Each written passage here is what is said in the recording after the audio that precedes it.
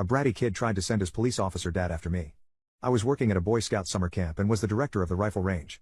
Every week we would get a new group of campers, and when they came up to the range for orientation I would go over all the safety rules.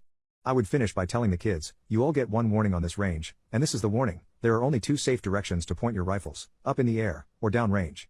It doesn't matter if your gun is loaded or unloaded. If you break this rule and deliberately point your rifle in any other direction, you will be kicked off this range and will not be allowed to shoot here for the rest of the week.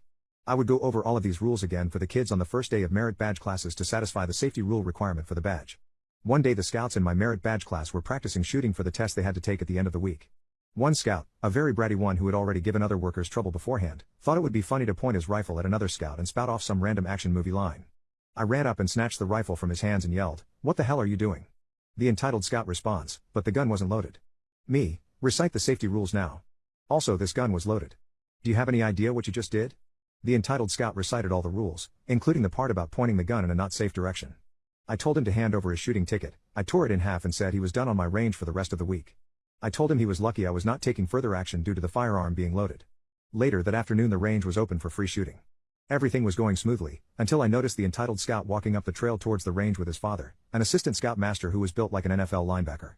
After the round of shooting ended I called a ceasefire and told my assistant to keep an eye on the range while I handled the situation that was about to happen.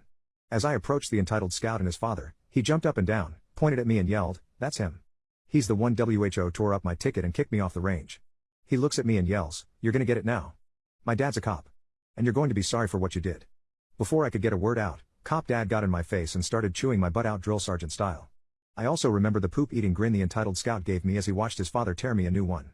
I just stood there quietly and patiently, waiting for my turn to respond. Finally Cop Dad said something along the lines of, "So what do you have to say for yourself?" I responded, "Yes, I did tear up your son's shooting ticket and kicked him off my range. But did your son mention why I did that?"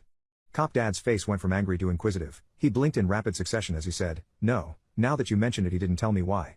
We both turned our attention to the entitled scout. His smile faded and he shrunk in our presence as he realized that his plan had just backfired. I loved returning the same poop-eating grin that he gave me a few moments earlier.